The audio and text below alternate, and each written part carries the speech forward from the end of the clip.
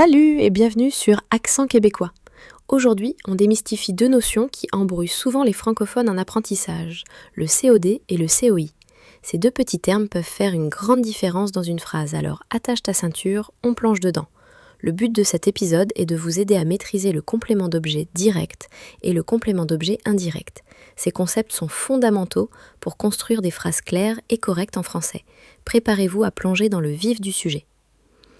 Commençons par le complément d'objet direct, plus communément appelé COD. Imaginez l'action du verbe comme une flèche tirée. Le COD, c'est la cible que cette flèche atteint, directement, sans rien d'autre sur son chemin. Il représente donc l'élément, qu'il s'agisse d'une personne ou d'une chose, qui subit ou reçoit directement l'action exprimée par le verbe. Ce qui est crucial à retenir, c'est l'absence de préposition. Aucune préposition comme à, de, pour ou avec ne sépare le verbe de son COD. C'est un lien direct, immédiat.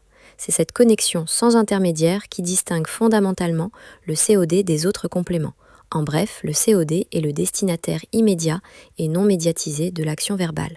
Pour que cette notion de COD devienne parfaitement claire, plongeons dans des exemples concrets. Ces phrases vous aideront à identifier le complément d'objet direct et à saisir son lien immédiat avec le verbe. Prenons la phrase « Je mange une pomme ». Ici, le verbe est « mange ». La question « Que mange-t-on » donne une pomme. Une pomme est le COD, recevant directement l'action sans aucune préposition. Autre cas, elle regarde la télévision.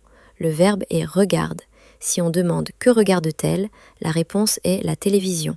C'est le COD, directement lié au verbe. Avec une personne, tu connais Marie. Le verbe est « connais ». Qui connais-tu ? Marie. Marie est le COD, le destinataire direct de l'action de connaître. Un dernier exemple, nous lisons un livre. Le verbe est « lisons ». Quoi lisons-nous ? Un livre.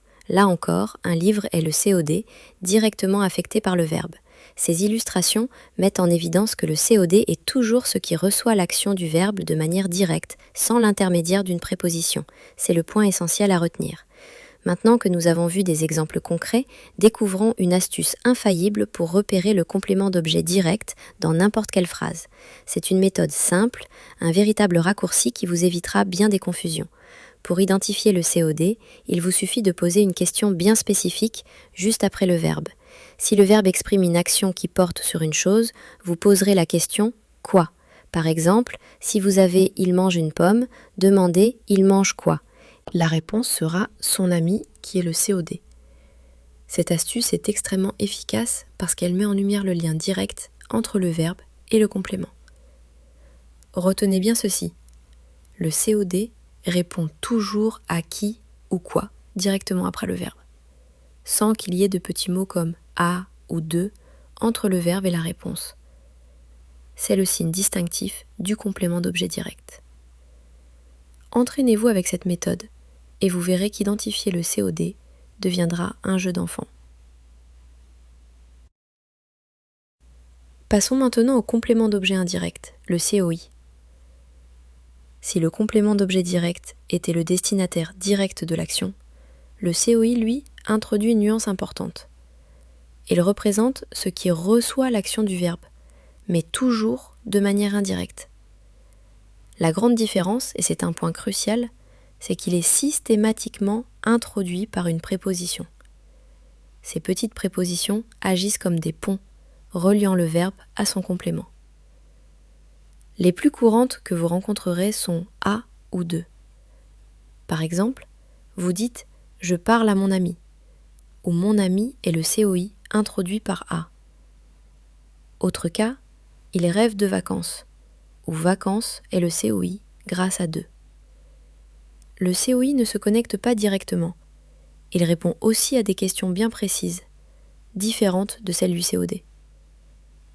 Alors que le COD répondait à qui ou quoi, le COI nécessitera des questions comme à qui, à quoi, de qui ou de quoi. Cette présence de prépositions et ces questions spécifiques sont les clés pour le distinguer clairement du COD. Retenez bien cela. Maintenant, mettons le COI en action avec des exemples concrets pour bien saisir comment elle fonctionne. Vous verrez que ces prépositions sont vraiment nos meilleurs alliés pour le repérer et comprendre la structure de la phrase. Prenez la phrase je parle à mes voisins. Ici, le verbe est parle. À qui est-ce que je parle? À mes voisins. Le groupe à mes voisins est notre COI et la préposition à est indispensable pour le lier au verbe. Sans elle, la phrase n'aurait pas le même sens ou serait incorrecte.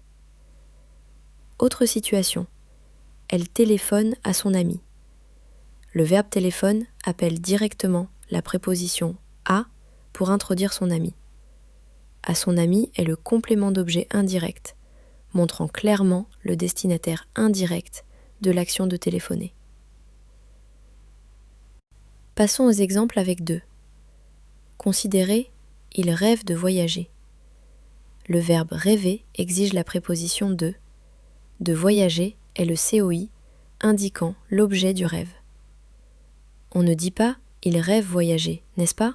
Ces exemples illustrent parfaitement que le COI ne peut exister sans sa préposition.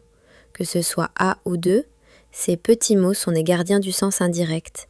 Ils vous signalent immédiatement que vous avez affaire à un complément d'objet indirect et vous aident à comprendre la nuance de l'action du verbe. Pour débusquer le COI dans une phrase, la méthode est similaire à celle du COD, mais les questions que l'on pose changent et surtout elles incluent la préposition. C'est la présence de cette préposition qui est votre premier indice.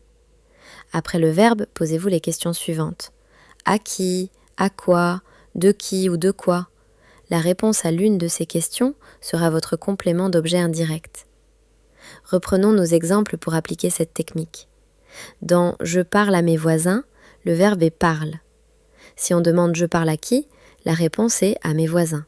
Voilà notre COI, facilement identifié grâce à la question intégrant la préposition « à ».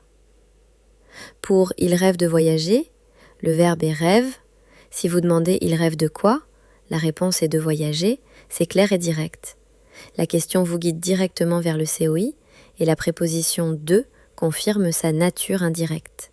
Cette technique simple et directe vous permettra de distinguer le COI sans difficulté en vous concentrant sur le lien indirect et la préposition qui l'introduit. Maintenant, faisons un bref récapitulatif pour bien fixer les différences fondamentales entre le complément d'objet direct et le complément d'objet indirect. La distinction cruciale, celle que vous devez absolument retenir, réside dans la présence ou l'absence d'une préposition entre le verbe et son complément. Le COD se lie directement au verbe. Il répond aux questions « qui » ou « quoi » après le verbe, sans qu'aucune préposition ne s'intercale. Par exemple, dans « je mange une pomme » est le COD, on dit « je mange quoi ?» Une pomme, simple et direct. Le COI, quant à lui, est toujours introduit par une préposition, comme « à » ou « de ». Il répond aux questions « à qui » ? « à quoi » ? « de qui » ou « de quoi » après le verbe. Pensez à « je parle à mon ami ». À mon ami est le COI, car on demande « je parle à qui ?» La préposition « à » est la clé. Une erreur courante est de confondre les deux, surtout quand le sens est proche. Retenez toujours que le COI est le complice des prépositions. Si vous n'en voyez pas, c'est probablement un COD. En maîtrisant cette différence simple, vous éviterez bien des erreurs de syntaxe. Pour conclure cet épisode, voici quelques conseils pratiques pour maîtriser le COD et le COI. La clé est la pratique. N'hésitez pas à revoir les explications et à faire des exercices.